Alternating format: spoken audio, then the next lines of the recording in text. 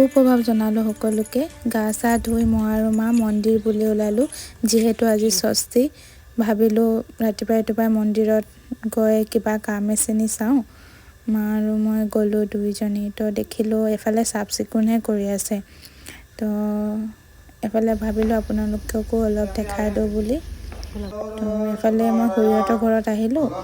তো অঞ্জলি লৈ লওঁ বুলি চণ্ডী পাঠ কৰি আছিলে। তো চণ্ডী পাঠ কৰি অলপ আপোনালোককো ভাবিলোঁ শুনাওঁ। তো এফালে আৰতি চুৰু হৈ গ'ল। যিহেতু আৰতি কৰি থাকিলে মনটো বহুত ভাল লাগে। এফালে খুৰী ছোৱালীজনীয়ে শংখ বজাইছে। তো পণ্ডিতজী পূজা কৰি আছে। চাওঁতে এফালে দেৱী মা মূৰ্তিও আহি পালেহি। তো খুব ভাল লাগিলে। আজিৰ দিনটো মানে বহুত ভাল লগা এটা দিন আছিলে আৰু। তো চবেই হাঁহি ফূৰ্তি, পূজা বুলি ক'লে আৰু বেংগলী মানুহৰ কিমান ভাল লগা দিন হয় নহয়। তো ময়ো দিনটোৰ পৰা যে কি কৰিছোঁ মানে অকণমানো সময়ে পোৱা নাই নিজক লৈ। তো এফালে পানী তুলিবলৈ কাৰণে ওলালোঁ।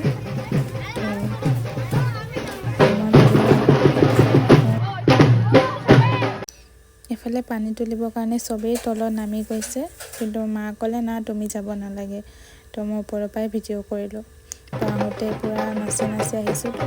তো ভণ্টি এজনী ক'লে বৌদি ভিডিঅ' কৰি দিওঁ বুলি। তো ময়ো ভালেই পালোঁ। তো অলপমান ভিডিঅ' কৰিলোঁ, মেমৰি হিচাপে থাকি যায় ন। তো এইফালে এয়াই আৰু আজিৰ দিনটো এনেকৈয়ে গ'ল ফূৰ্তি ফাৰ্তা কৰি।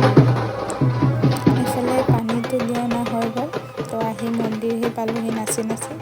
তো এণ্ডিংটোতো কৰিব লাগিব ন নচা। তো এইফালে পূৰা স্পীডত বজাই দিছে আৰু। তো নাচি ল'লোঁ। নাচি হৈ যোৱাৰ পিছতে মন্দিৰৰ নিয়মখিনি কৰিলে। যিহেতু নদীৰ পানী আনিছিলে ন, তো দেৱী মাক দেখাই পিনে এইখিনি ভিতৰলৈ লৈ যোৱা হ'ব। তো বাকী নিয়মবোৰ হৈ গৈছে। তো কালিৰ পৰা পণ্ডিতজীয়ে পূজা কৰিব। এইটোৱে মিনি ব্লগ হিচাপে আপোনালোকৰ ওচৰত দেখালোঁ।